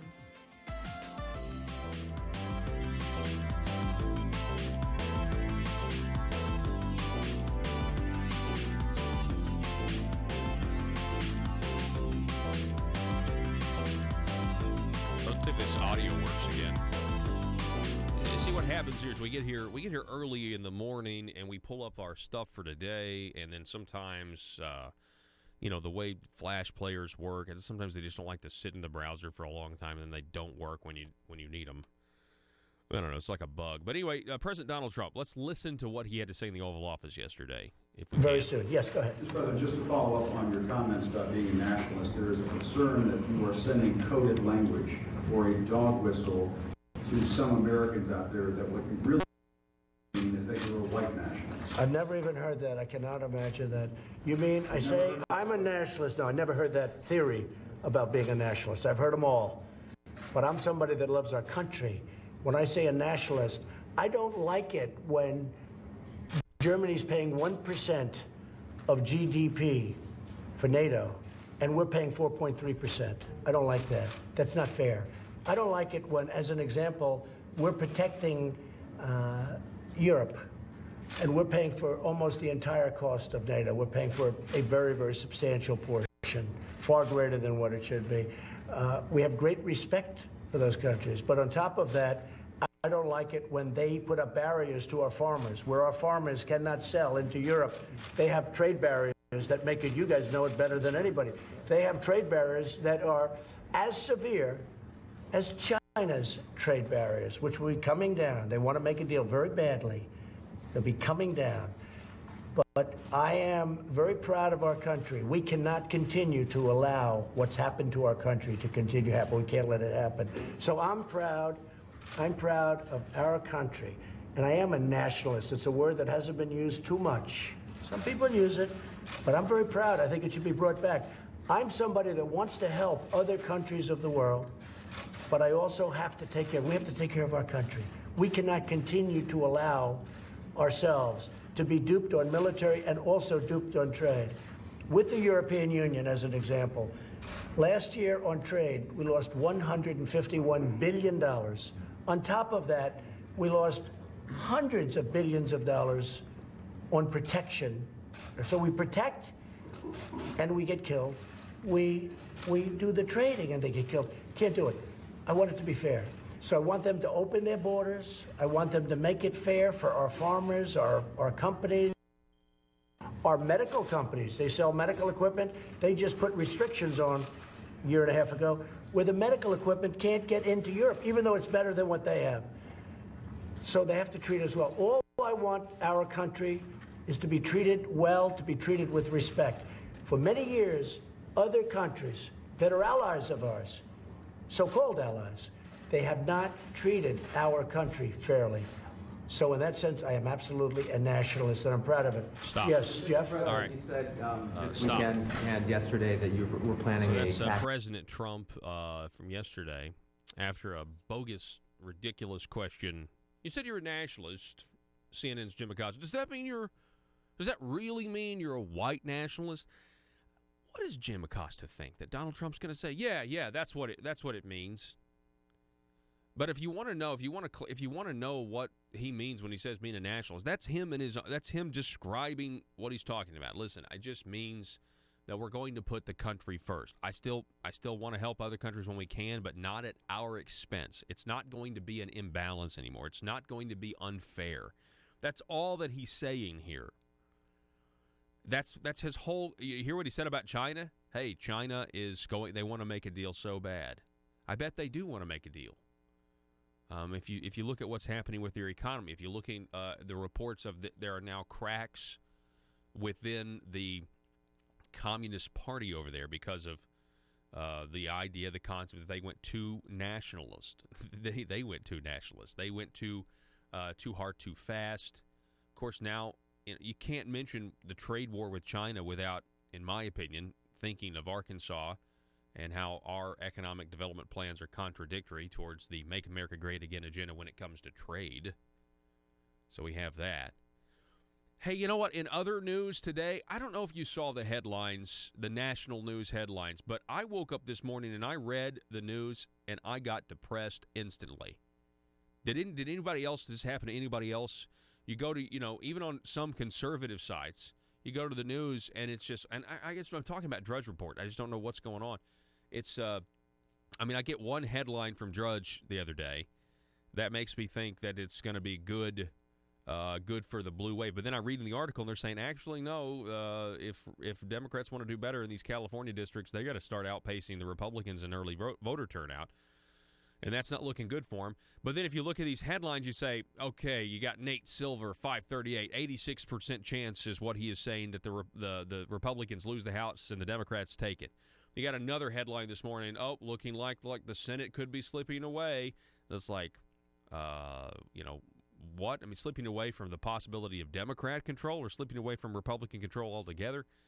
I don't know. You just read some of these headlines this morning, and I'm just like, I don't buy it. I just don't buy it. And you know what? If we're wrong, we're wrong. We've all been wrong before. We will all be wrong again.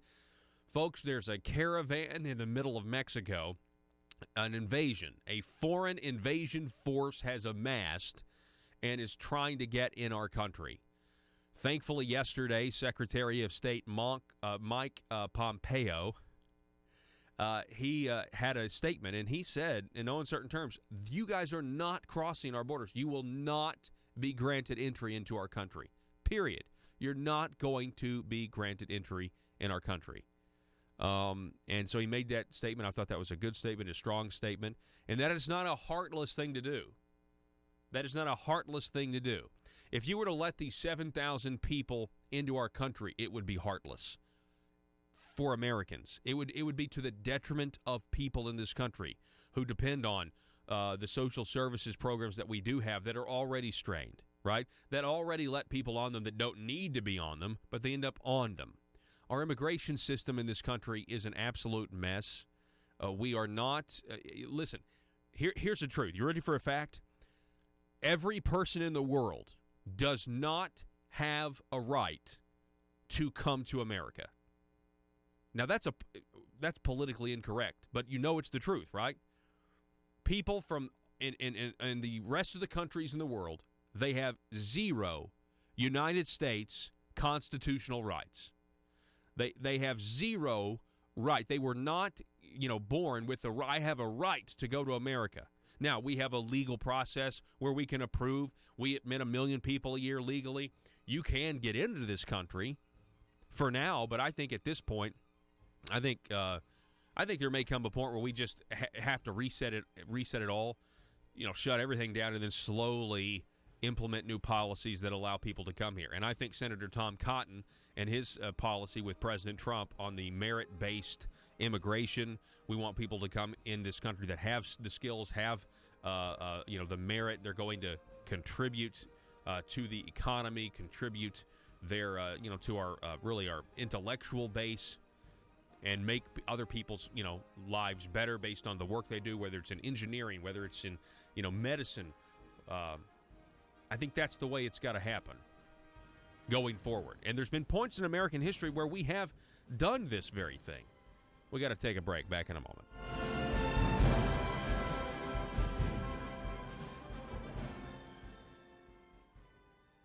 Plus square foot lake house in Eureka Springs. I mean, that's in Carroll County. That's in your district. And the question is, what legislators, have stayed here? You say you haven't ever stayed at this place. No, didn't know. I mean, my dad was telling me that he thought that kind of in a journalism wisdom deal, he said, well, at least they stole the money, but they spent some of it back here in Carroll County. I guess if you wanted to try and find a positive out of it, but yeah, I mean, where is that? Where is it? It has come out in court documents that possibly a lobbyist paid for John Woods' wedding reception. No digging on that. But, God, if I take a trip, remember a few years ago when I took a trip, and I disclosed it to the Foundation of Government Accountability, which I was a speaker down there at a conference. My gosh, I think there was no less than half a dozen op-eds and news stories. There was at least 6 to 10 news stories out there about how I took that. Brummett wrote about it 2 or 3 times. I mean, man, they went crazy over it, and that's fine. I mean, when I took it, I think, well, I might as well be ready to, face the music, and I did. And you know what? Where is you have a court document that comes out that outlines this stuff, and nothing. No digging, no asking questions. I mean, I thought that I was going to have to move to a cave in Bolivia to get away from answering questions about a trip that I reported that was okayed by the Ethics Commission well in advance of when I did it. Yeah. And that's the whole point. Disclose. I mean, how many legislators, and come on, this is Arkansas. We know the level of corruption. How many legislators are not okay with taking cash payments? How many legislators are not attorneys that have stayed at this property? I mean, that's the real question here. Now, they're okay staying somewhere for free, but but the whole point is, have they reported it? And the answer is no, they haven't. And so, yeah, I mean, the media here, the statewide media, they have an absolute goldmine, especially those that have the access to get to some of these people to ask them questions. I mean, they have a gold mine here, a golden opportunity to expose even more corruption. And it's for the most part, it's crickets. I mean, even the loan story, even reporting on the loans, it's almost like they're reporting it because, well, we have to report this one. And I'm wondering if they weren't getting out in front of maybe some disclosures from the FBI or some U.S. attorneys in the coming weeks. Who knows?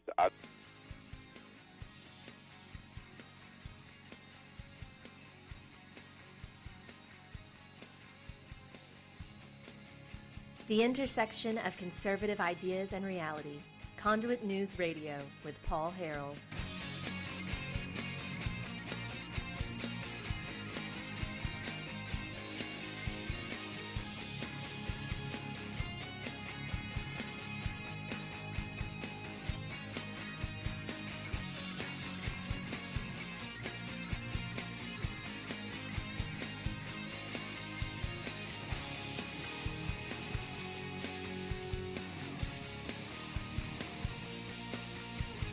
All right, so we got literally, State Representative Jimmy Gazaway is walking from the parking lot into the studio right now. That's literally what is taking place. And so he's going to walk in this door any second, and we're going to talk a little bit about Issue 1. We're going to talk about the opinion and what happened with Issue 1 of the Supreme Court of the State of Arkansas. Issue 1 was thrown off of the ballot, and here he is, State Representative Jimmy Gazaway. Jimmy, let me get out of your way here, and you come over here. And, all right, so Issue 1's thrown off the ballot. Jimmy, first of all, how are you, sir? I'm doing well, thanks. Okay, good. All right, so I had no idea that our conversation, which took place a week ago, was going to be, I don't know. I mean, you did such a good job talking about how things were not, Issue 1 is not a good thing, And then, of course, the Supreme Court acts and throws it off the ballot. So what was your reaction when the Supreme Court did what they did? Well, I mean, from a substantive standpoint, I was pleased.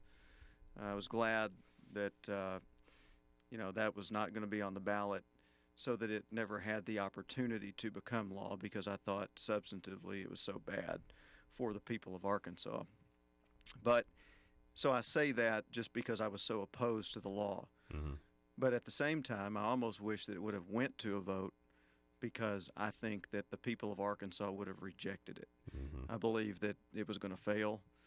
I don't think that played any part in the court's ruling. I think from my reading of the opinion, I don't think that politics played a part in that. I think that they made their decision based on, what they thought procedurally was correct.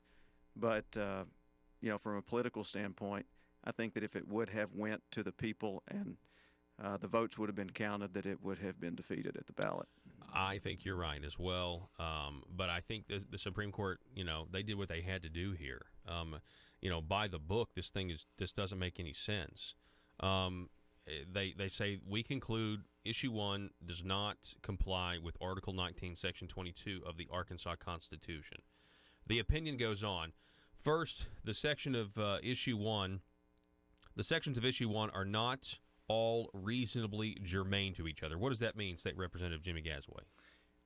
In other words, you had different provisions in the proposed constitutional amendment that pertain to different subjects.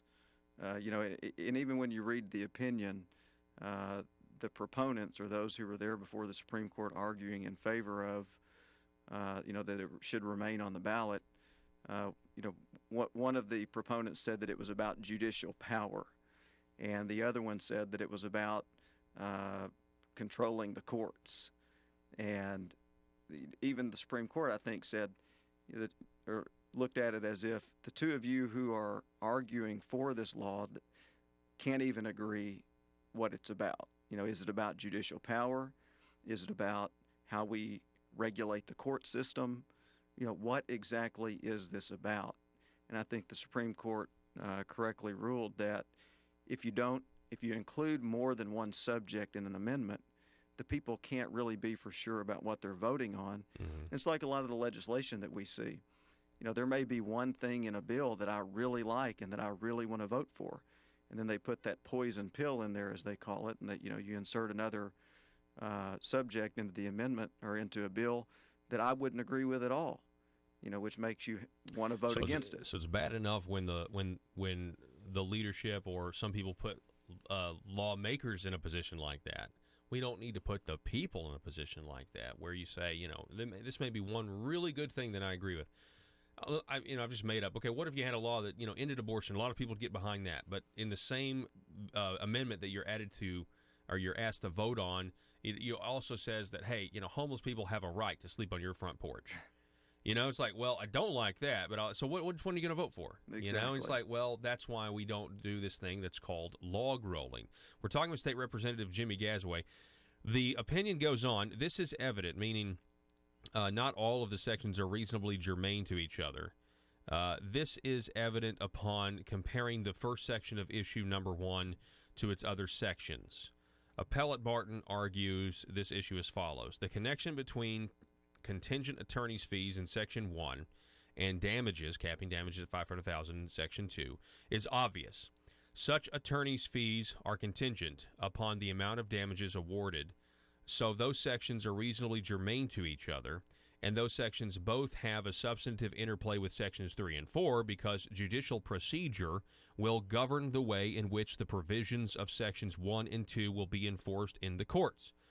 The Supreme Court opinion continues, without opining upon the relationship between other sections, it is simply untenable to assert that Section 1 is reasonably germane to Sections 3 or 4. Section 1 limits the rights to private parties to contract for legal services, while in Section 3 and 4, they broaden and diversify the legislature's ability to exert influence over judicial rulemaking authority. Those two are completely different things. Exactly. That's exactly right. And so ultimately, I think they were correct in their opinion. One of the interesting things, about it, it was a I believe it was a 6-1 decision. You had 5 who joined the majority opinion. You had Justice Wood, who voted with the majority, but authored a concurring opinion. And then you had Justice Womack, who dissented. And so I think that it was, I think the fact that you had 6 justices who all agreed that these provisions were just not similar enough to be included under the one rule test to put this before the people. Yeah. I think that says a lot to have 6 justices on the same side with only 1 dissent. However, if you read the dissent, I give Justice Womack a lot of credit. As I read his dissent, I thought, because Justice Womack's point in his dissent was, if you look back at what we've done in the past and you look at other constitutional amendments that have went before the people, many of these constitutional amendments have included subjects that may only be tangentially related to one another, and much like you could say this was, but maybe all fall under a larger, more general umbrella, but the individual sections may not be really that related to one another, and we've allowed those to go before the people. And so why are we applying such a stringent test to this proposed amendment when we've not applied that stringent of a test to others and actually allowed those to go before the people? And, I thought that he made a good point there, but I think this was the Supreme Court's way of saying maybe we've done that in the past, but we don't need to do that anymore. This is too much. Yeah. By this definition of law, really, I think it's good because it should be applied to other more of these amendments. I mean, for example, convicted felon John Woods, his issue 3, certainly. I mean, you have your reforming ethics in the way they did, which was very strange. It actually hurt small businesses' ability to participate in the political process. But then it also finagled a way for them to raise their salaries, okay, and it finagled a way for the term limits to be longer, so people can stay in office. Now, if those aren't 3 separate issues, I mean, that should have never been voted on by the people. And so that's exactly right. And I think Justice Womack even mentioned that in his dissent, that that was a proposed constitutional amendment that went before the people, and it included, on one hand, some provisions about ethics, on another hand, a provision about term limits. And that was allowed to go before the people. And Justice Wood, in her concurring opinion, what I found interesting about that was she basically said, I think she was agreeing with Justice Womack in that we've allowed a lot of things in the past to go onto the ballot that contain maybe more than one subject, but she said we can't look backwards. We can't go back and fix what may have been allowed in the past. All we can do is stop what we have now, and I believe that this contains more than one subject. Yeah. And so I don't think. Let me ask you. Feel free to. You don't have to speak for other people. But I don't know what the rest of the legislature, the rest of your colleagues think. But I don't think they should be surprised at this outcome, because ultimately this is the court's power was at stake here, and so even if I think their ruling is correct, like legally, I think it's sound. But even if it was, hey, let's give this a little extra attention because this is about us, this is about the court's power, I don't fault them for that. They're an independent branch of government, and they need to assert their institutional authority over the legislature, separate but equal, over the executive. And so I don't think anybody should be surprised that we are here where we are now, because the legislature was trying to take power away from the court. Bottom line, take everything else out. They were trying to take power away from the court, and the court said, no, we've got the authority to strip this out of the people's hands, and we're going to do that. And I'm not surprised by that. I mean, I would expect any institution that had a respect for its legal authority to do exactly what they did. Yeah, I agree. I don't think that I really don't think that the decision was based on the fact that the proposed amendment was an attack, you might say, an attack on the judiciary. I mean, I don't feel that that's the reason why they struck it down. Well, certainly that's not what the text of their opinion says. No, and I truly don't believe that that's why they did it. I believe that they did it because, we have rules about how constitutional amendments are to be proposed and submitted to the people. Mm-hmm. And one of those rules, as part of our Constitution is if you're going to refer an amendment, a constitutional amendment to the people, it has to be about one subject. And they took that very seriously and stopped the practice that we've had in Arkansas in years past of referring amendments to the people that contain more than one subject, where you think you're voting on ethics, but you're voting on term limits. And, so for this particular amendment, you think you're voting on, attorney fee contingency contracts, when in fact you're voting on also damage caps, you're voting on the court rules and the ability of the legislature to make or amend court rules and changes to Amendment 80.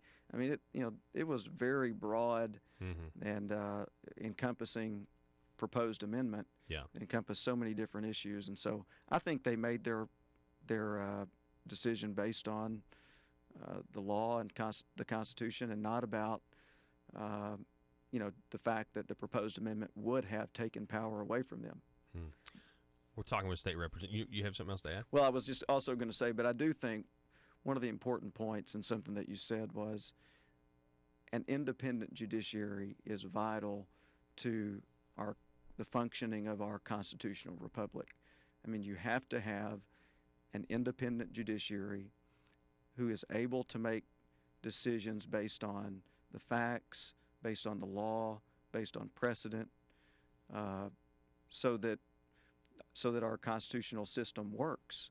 If the judicial system and our judiciary is making decisions based on politics and on popular will, then we might as well not have a judiciary.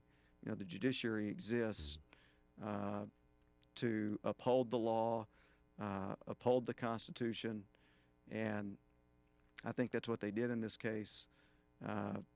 But if you insert politics into that decision making, then you have effectively destroyed the independence of the judiciary, which is a vitally important part of how our system of government is designed to work. We're talking with State Representative Jimmy Gazaway. Obviously, this was a divisive issue. We're talking about issue 1 being thrown off the ballot. This was the bad tort reform amendment, as I call it. It would have done a lot of terrible things. Just a big victory for the people. I think that there's not even a chance now that you're not going to be able, to sue somebody and only be able to get $500,000, regardless of if somebody was negligent and you're maimed for the rest of your life or you're disabled for the rest of your life. I mean, that's a big win for the people. There were some members, and I know it's been divisive, in some Republican ranks, but there were some that when this decision immediately came out, Senator Trent Garner tweeted, "Hey, we're going to look at the budget. We're going to look at the court budget." Because they have done this, it's sort of a retaliation. We may cut the court's budget because of what they've done. Oh, you wouldn't support that kind of retaliatory action, would you? Well, no, absolutely not. And Senator Garner was passionate about the issue, as was I.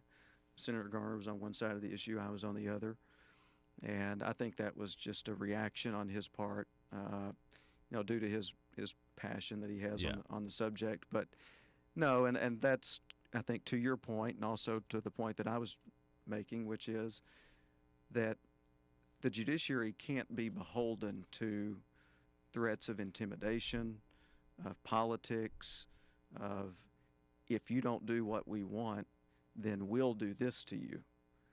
They have to make decisions based solely on the Constitution, based on precedent, based on the things that are before them, because that is the very essence of being an independent judiciary.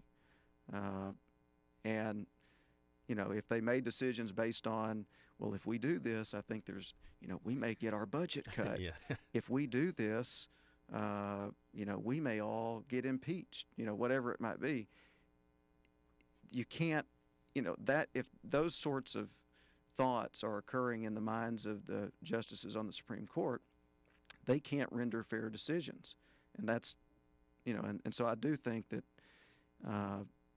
that does present a concern to the independence of the judiciary, again, which is very important to how our government works. What do you think about the concept of tort reform just in general? I mean, there's some people that agree with the idea of tort reform. I mean, one of the big opponents of this issue 1 was Jerry Cox of the Family Council. He's been going on multi-city tours across Arkansas, trying to educate people. But he said on the show multiple times that he supports some aspects of tort reform. There are some changes that do need to be made, but issue 1 was not it. It was written by the nursing homes and everything else. So is there a way to, have a tort reform that's, in your mind, that's acceptable to you? Well, I think that there is, and many Republicans are for tort reform. I think there are reforms to our judicial system that could be made that would be beneficial. But this was not it. I mean, this clearly was not the right solution to a problem, if there is a problem that exists for some of the alleged reasons why we needed this law. So the idea of frivolous lawsuits, I mean, quite frankly, I don't believe our courts have a problem with frivolous lawsuits. I'm not saying that there aren't some occasionally, but the vast majority would never make it past summary judgment. The vast majority of any kind of lawsuit that's truly frivolous is not going to make it to trial. And if it is truly frivolous and it makes it to trial, you would hope that a judge or jury would not find, in favor of the person bringing that type of claim. So I think, if you're going to address that problem, there are ways to address it, and issue 1 did absolutely nothing to address that. That's true. That's true. As I said, as I look, the word frivolous is not mentioned in the entire body of the text of what was issue 1. And so, how could it even purport to address frivolous lawsuits when it doesn't even mention frivolous lawsuits? It doesn't mention unmeritorious claims. And so one way I think that you do that is if you sanctioned attorneys. You give judges power to sanction attorneys who file claims that are determined by the court to be frivolous. Maybe some type of sanction within the bar, for a license action for somebody who files frivolous claims. Make sure it's a real victim. I mean, do some due diligence. So I've heard stories of business owners, and you got a grocery store, and you got people that go in the grocery store and they take some grape jelly off the shelf, and then they, put it on the floor, slip and fall on it. Oh, boom, now you got your lawsuit, right? That stuff happens, Now, does it get to court? Maybe not. Maybe you end up just settling with them because you don't want to, there's that aspect, too, where a lot of this stuff is settled, and it's frivolously settled because they don't want to pay the court fees, the attorney fees. Yeah. So. Well, and I understand that. You're talking, I think the cases that you mentioned, you're talking about really pretty low-level cases that settle for, if they do settle, probably don't settle for much money. Right, true. But what they did was they limited the upper level of the spectrum. I mean, they put a limit on the people who, and this happens, this is what really bothered me about this, is that these things that were affected by issue 1 happen every year in Arkansas. People become quadriplegics. They get burned in fires because they were ran over by an 18-wheeler and their gas tank exploded, and they're burned to the point that they're unrecognizable. They go through, a year's worth of skin grafts and, and other medical treatment. People that become paralyzed and brain damaged because of negligence of another through no fault of their own. Those types of cases and those types of injuries happen every year in the state of Arkansas.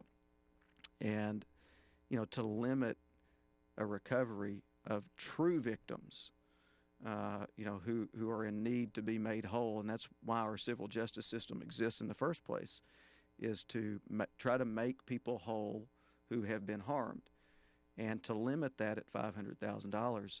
And, of course, that includes wrongful death cases where people have died as the result, lost their life as the result of negligence of another.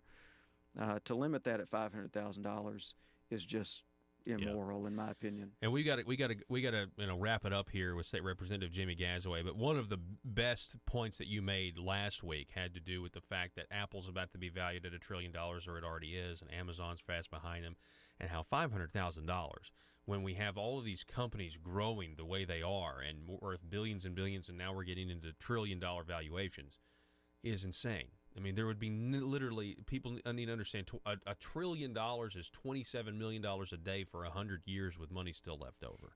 Yeah. Right?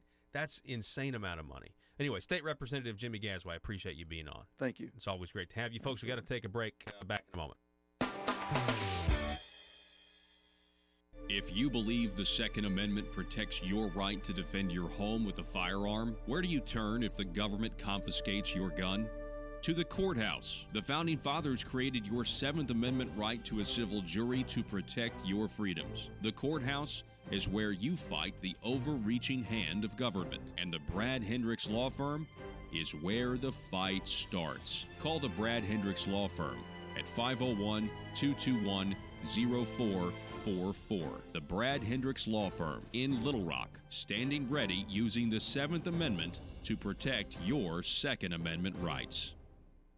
Russellville-based firearms manufacturer Omega are making clones of the most notable German firearms in the world.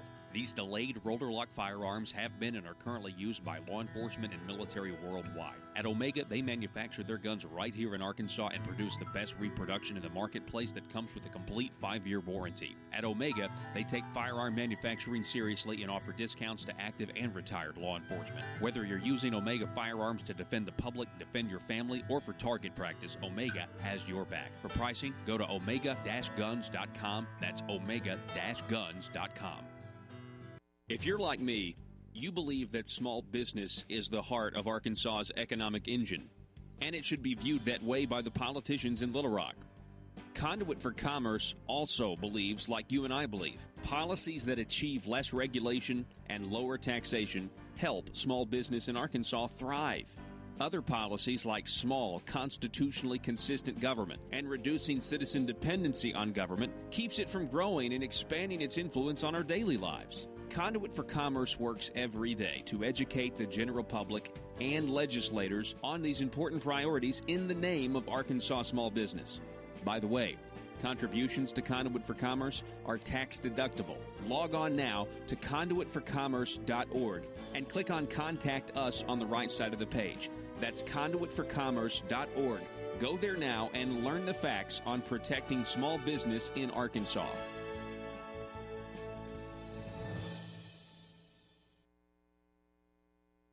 Plus square foot lake house in Eureka Springs. I mean, that's in Carroll County. That's in your district.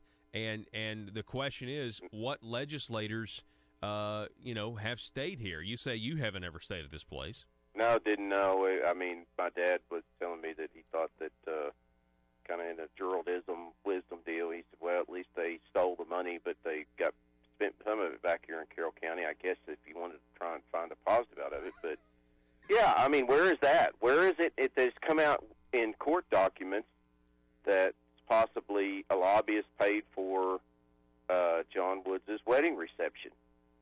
No digging on that. But, God, if I take a trip, remember a few years ago when I took a trip, and I disclosed it to the Foundation of Government Accountability, which I was a speaker down there at a conference. My gosh, I think there